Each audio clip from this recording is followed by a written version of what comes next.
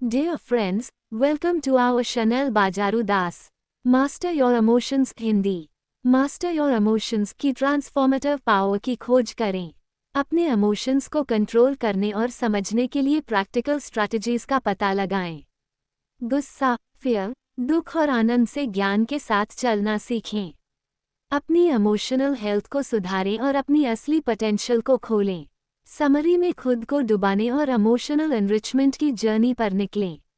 Master your emotions एक interesting self help किताब है जो ह्यूमन इमोशंस के कॉम्प्लेक्स एरिया में उतरती है और उन पर महारत हासिल करने के बारे में वैल्यूएबल इंसाइट्स देती है। एक एक्सपीरियंस्ड साइकोलॉजिस्ट और लाइफ कोच द्वारा लिखित ये किताब प्रैक्टिकल गाइडेंस और इफेक्टिव स्ट्रैटेजीज देती है। हम अपने डेली जीवन में इमोशंस के बहुत बड़े स्पेक्ट्रम का सामना करते हैं। किताब सुझाव देती है कि अपनी इमोशंस को समझकर और उनका उपयोग करके हम अपनी वास्तविक कैपेसिटी को अनलॉक कर सकते हैं और ज़्यादा पूर्ण और ताकतवर एग्जिस्टेंस जी सकते हैं।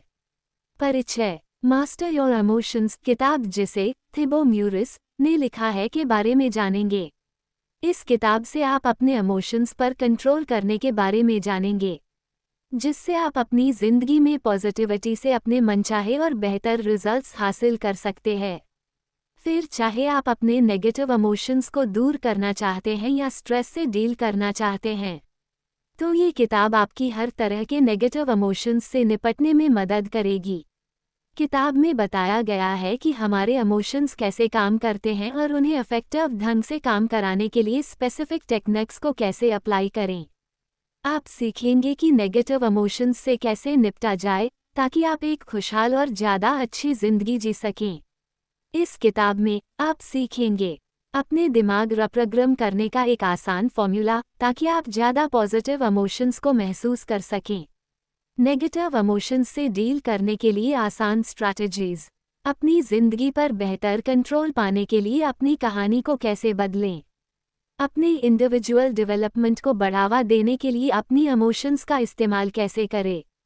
मास्टर और इमोशंस और भी बहुत सारी प्रैक्टिकल एक्सरसाइजेस से भरी हुई हैं जो आपके इमोशंस पर पॉजिटिव इम्पैक्ट डालेंगी। इसलिए अगर आप नेगेटिव इमोशंस को दूर करना चाहते हैं, अपने इमोशंस पर कंट्रोल रखना चाहते हैं और ज़्यादा पॉजिटिव और पीसफुल ज़िंदगी जीना चाहते हैं, तो ये किताब आपकी बहुत मदद करेगी। किताब को अच्छे से समझने के लिए हम इस किताब को 15 अलग अलग चैप्टर्स में डिस्कस करने जा रहे हैं। तो चलिए शुरू करते हैं।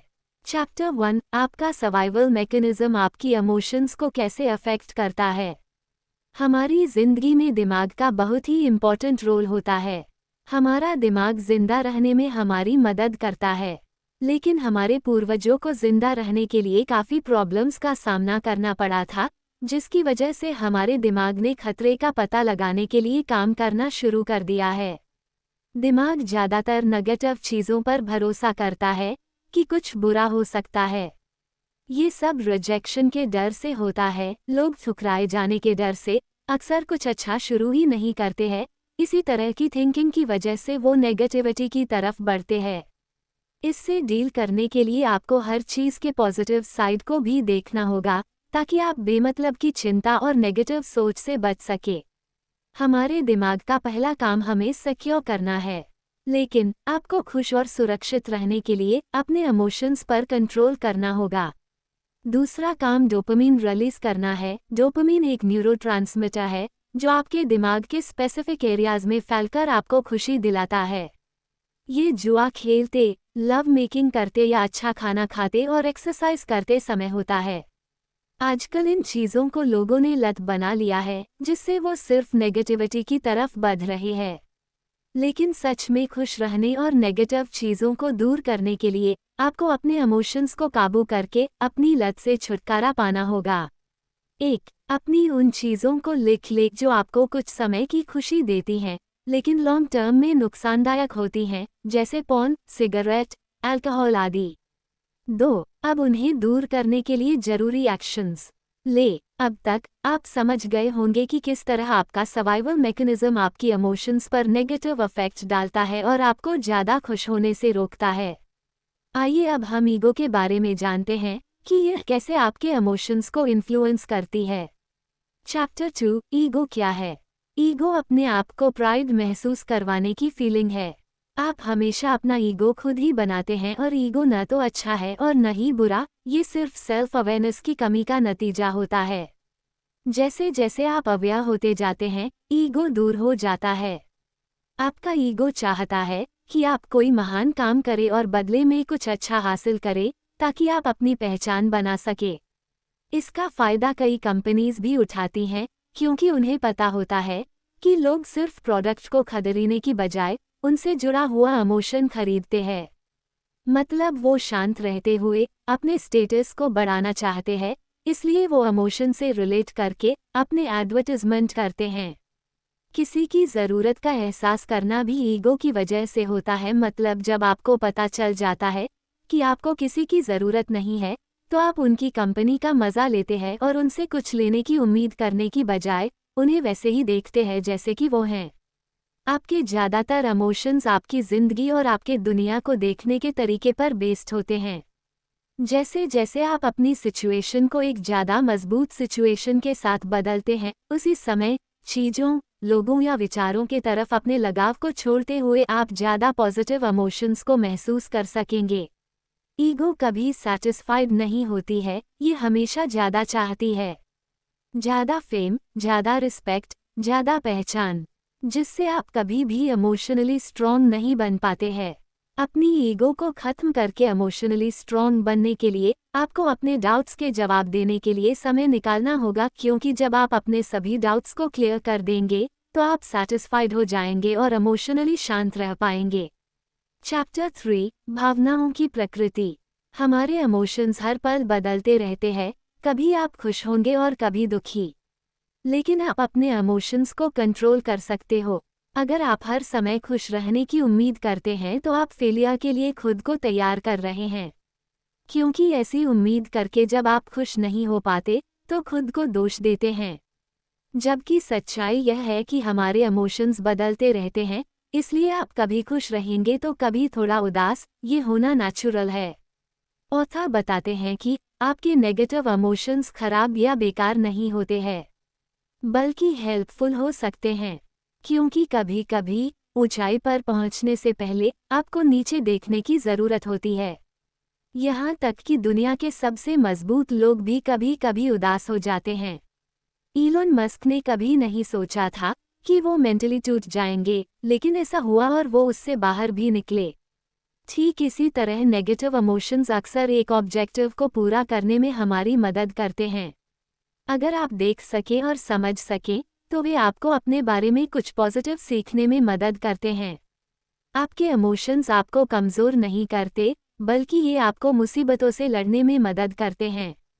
आपको बस उन चीज़ों को दूर करना है जो आपको उदास कर रही है और उन पर ज़्यादा ध्यान देना है जो आपको मजबूत और खुश करती है। फिर आप अपने इमोशंस को पॉजिटिव तरीके से महसूस करेंगे।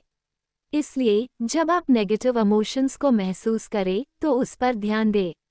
इससे आपको पता चल जाएगा कि परेशानी क्या है। ऐसे में आपको तय करना है कि आप कोई गलत कदम उठाना चाहते हैं या शांत होकर सही फैसले लेना चाहते हैं।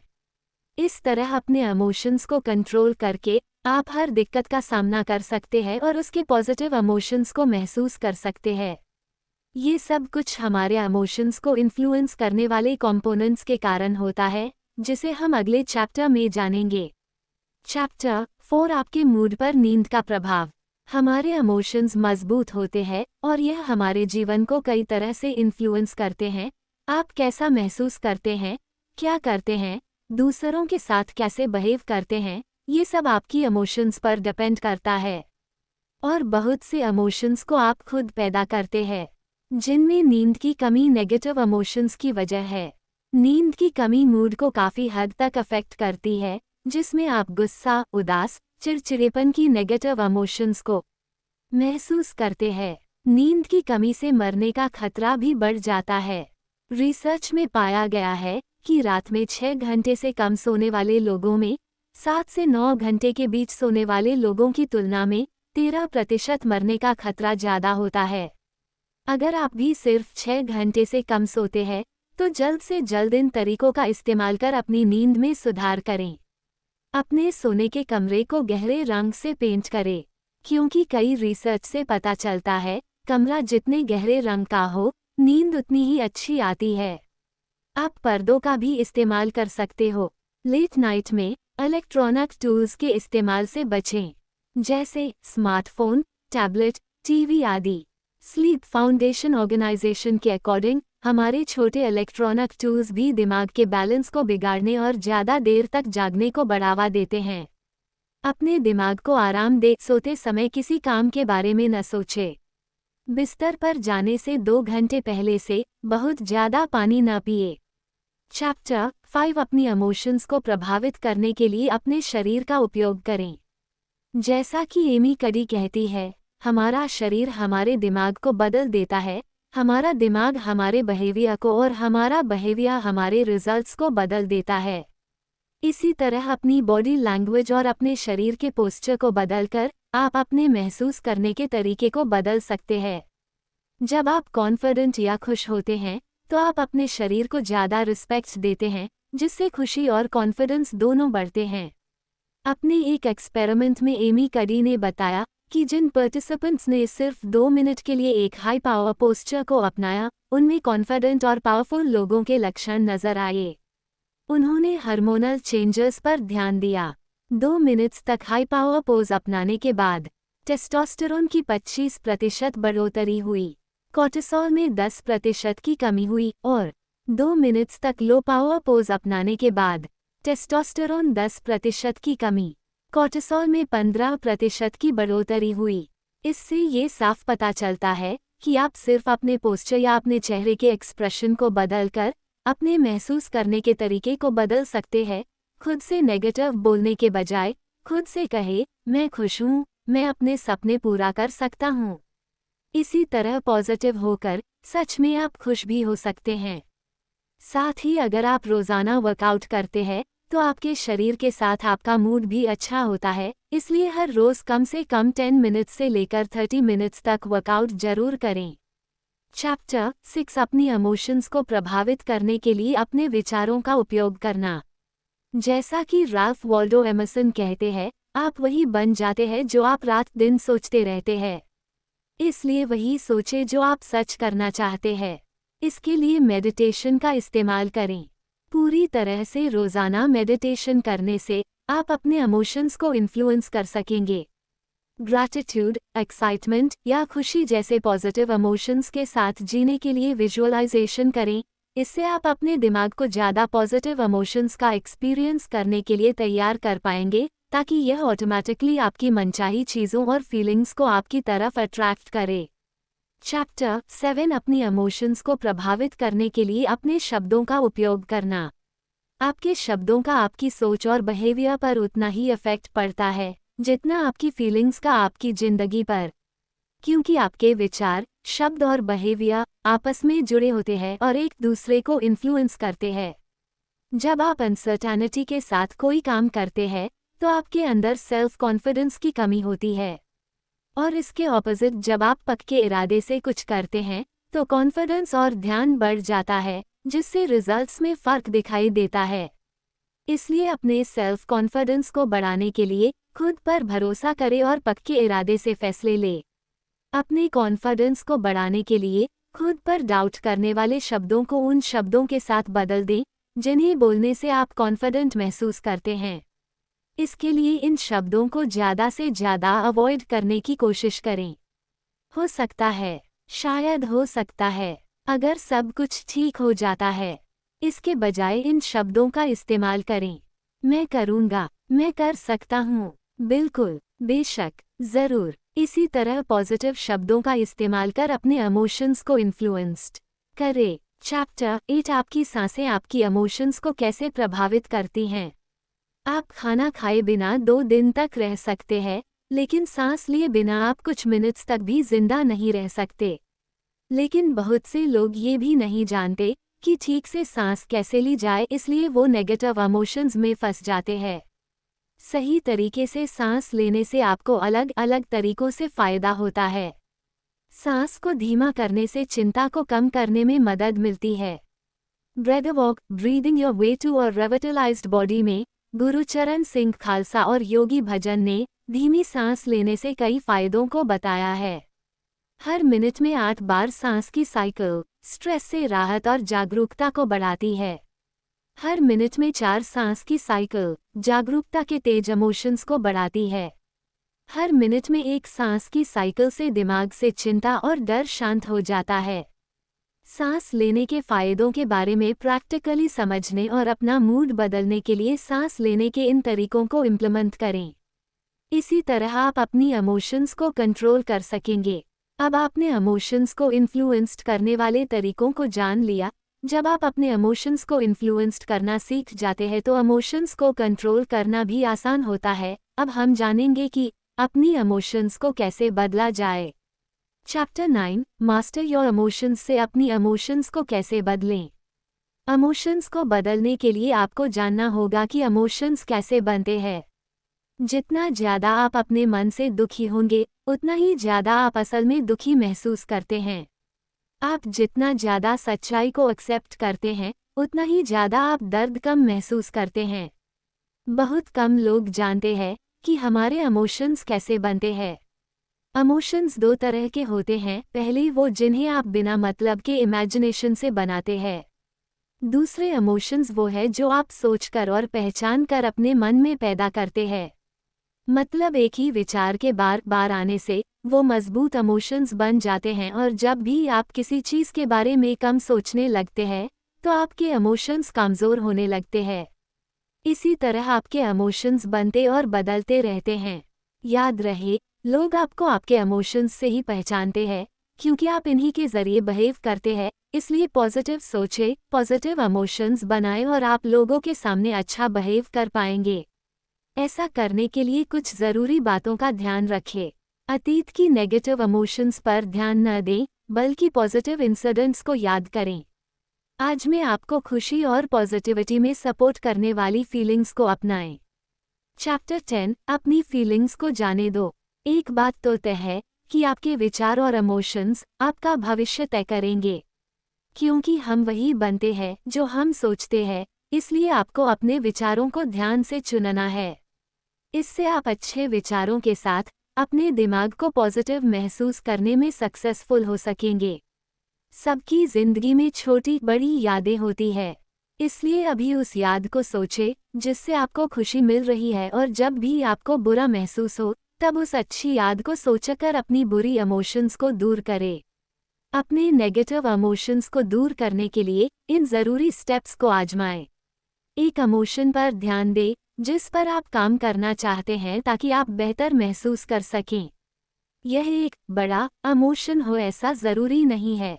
ये काम करने का मन न करना या किसी बात को लेकर हल्का नाराज होना भी हो सकता है। स्टेप 2 अपने आप से इनमें से कोई एक सवाल पूछें। क्या मैं इस इमोशन को जाने दे सकता हूँ? क्या मैं इस इमोशन को रोक सकता हूँ? क्या मैं इस इमोशन का अपना सकता हूँ? स्टेप 3 फिर अपने आप से पूछें, क्या मैं इस इमोशन को जाने दूँ? क्या मैं इस इमोशन को रोक लूँ? या क्या मैं इस इमोशन को अपना लूँ? खुद की तरफ ईमानदार रहते हुए हर सवाल का जवाब हाँ या ना में दें। क्या आपको ऐसा लगता है कि आप इमोशंस को जाने दे सकते हैं, रोक सकते हैं या अपना सकते हैं? अगर आपको एक भी सवाल का जवाब नहीं में मिला तो आप उस इमोशंस को छोड़ सकेंगे। स्टेप 4 अपने आप से पूछें कब? आपका जवाब होगा अभी, तो उस इमोशन को तुरंत जाने दें। स्टेप 5 अब उस इमोशन को पूरी तरह से ख़त्म करने के लिए इस प्रोसेस को जितनी बार ज़रूरी हो सके उतनी बार दोहराएं। जब आप अपनी इमोशन को जाने देने के लिए सही कदम उठाते हैं तो आप एक पूरी नई समझ हासिल करेंगे कि इमोशंस कैसे काम करते हैं और उन्हें कैसे रिलीज किया जाए। चैप्टर 11 अपने दिमाग को अधिक पॉजिटिव इमोशंस को महसूस करने के लिए तैयार करना। हमने अब तक जाना कि इमोशंस कैसे बनते हैं और हमने एक ऐसा प्रोसेस शुरू किया जिसका इस्तेमाल करके आप अपने नेगेटिव इमोशंस को दूर कर सकते हैं।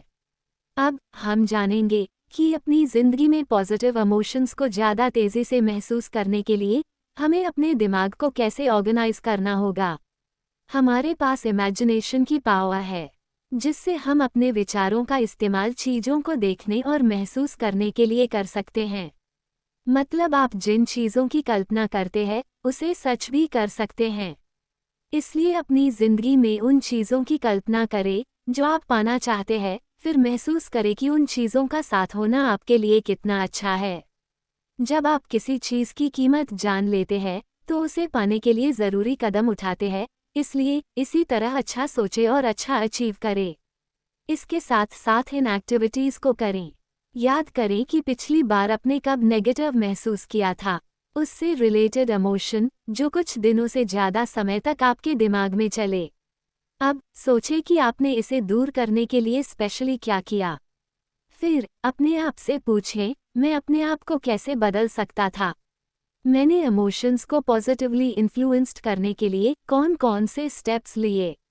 अब उस तरह के एक्शंस लेना शुरू कर दें।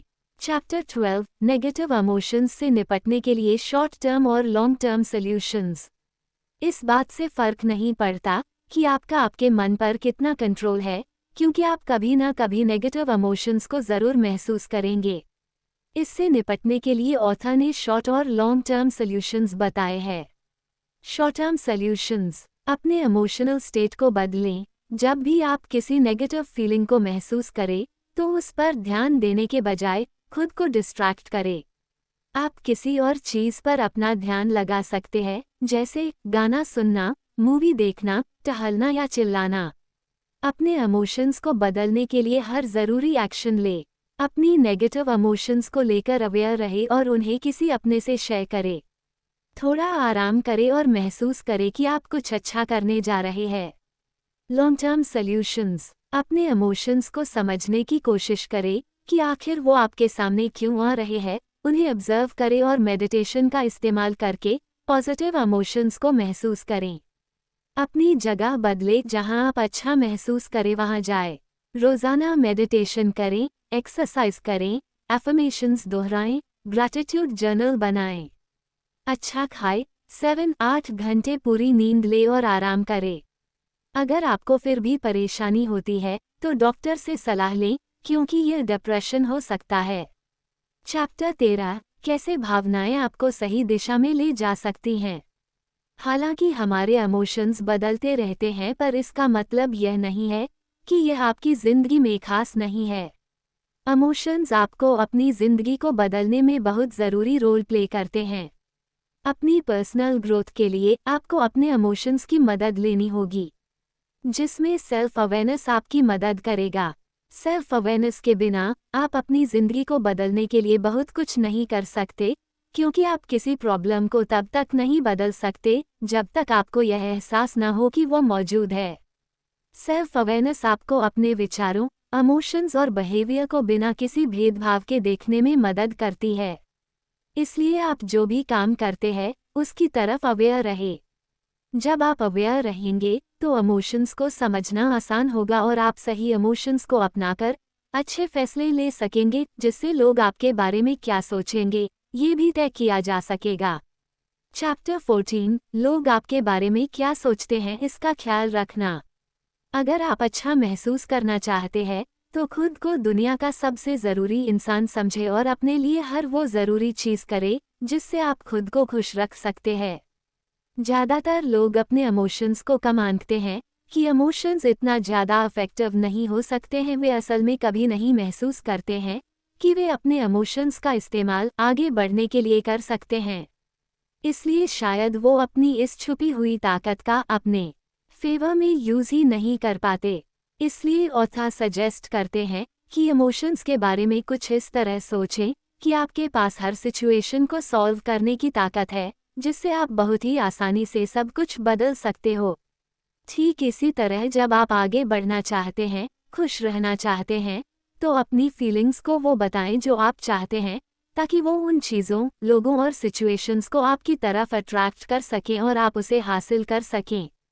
इसलिए अपनी डेली लाइफ में आप जिन इमोशंस को महसूस कर रहे हैं उन पर रोशनी डालने के लिए पूरे एक वीक की अपनी फीलिंग्स के रिकॉर्ड को देखें। ऐसा करने के लिए एक नोटबुक या डाउनलोड करने लायक वर्कशीट का यूज़ करें। आप आज कैसे महसूस करना चाहते हैं और पूरे दिन कैसा महसूस किया, इसे रिकॉर्ड करने के लिए हर दिन सुबह और शाम को कुछ मिनट लिखें। और 1 से 10 के स्केल पर खुद को रेट करें। 1 मतलब आपने सबसे बुरा महसूस किया और 10 मतलब आपने सबसे अच्छा महसूस करना चाहते हैं। वीक के आखिर में अपने आप को टोटल मार्क्स दें और इन सवालों के जवाब दें। आपने किन पॉजिटिव इमोशंस को महसूस किया? आपने किन नेगेटिव इमोशंस को महसूस किया? इन इमोशंस का क्या कारण है? अच्छे इमोशंस को दोबारा फील करने के लिए क्या करना जरूरी है? नेगेटिव इमोशंस को अवॉइड करने के लिए किन विचारों और कामों को अवॉइड करना है? जवाब मिलने पर इम्प्रूवमेंट के लिए काम करें। इसके अलावा ऑथर कहते हैं कि इसके साथ साथ कुल मिलाकर अपनी जिंदगी में आगे बढ़ने में सेल्फ रिस्पेक्ट का होना बहुत ज़रूरी है। इसलिए सेल्फ रिस्पेक्ट को बढ़ाने के लिए कॉन्शियस होने की कोशिश करें, खुद की जिम्मेदारी ले, अपने ऑब्जेक्टिव्स के साथ ईमानदारी और सच्चाई से रहने की कोशिश करें। जब आप इन चीज़ों को डेवलप कर लेंगे तो आप खुद की रिस्पेक्ट करेंगे और लोग भी आपकी रिस्पेक्ट करेंगे और आप ऑटोमेटिकली अच्छा महसूस करेंगे। चैप्टर 15 प्रेरणा की कमी। मोटिवेशन की कमी का होना आमतौर पर एक सिग्नल है कि आपके पास आगे बढ़ने के लिए एक कंपेलिंग विजन नहीं है।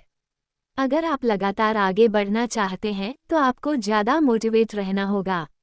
इसलिए ये ध्यान रखें कि आप रोज़ाना मोटिवेशन का फ़ायदा उठाते हैं। आपको अपनी ताकत, पर्सनालिटी और प्रेफरेंसेस का गहरा ज्ञान होना ज़रूरी है। मोटिवेट रहने के लिए इंस्पिरेशनल कहानियाँ पढ़ें और मोटिवेटेड लोगों के साथ रहें। जब भी आप कभी किसी काम को पूरा करने में अटका हुआ महसूस करें तो इन स्टेप्स को फॉलो करें। उन सभी काम की लिस्ट बनाएं जिन्हें करने की ज़रूरत है। एक ऐसे काम की पहचान करें जिसे आप टाल रहे हैं। अब उस काम को पूरा करें। साथ ही अपने सक्सेस के बीच आने वाली रुकावटों को दूर करने के लिए इन ज़रूरी स्टेप्स को फॉलो करें। उन सभी काम या प्रोजेक्ट की लिस्ट बनाएं जिन्हें आप पूरा करना चाहते हैं। उन्हें पूरा करने के लिए एक स्पेसिफिक टाइम डिसाइड करें। अगर किसी काम को करने के लिए ज़्यादा टाइम की ज़रूरत हो तो ज़्यादा टाइम लें, वरना अपना काम जल्द से जल्द पूरा करें। बड़े प्रोजेक्ट को करने के लिए अगले कुछ दिनों या हफ्तों में पूरा होने तक सिर्फ एक प्रोजेक्ट पर ध्यान दें।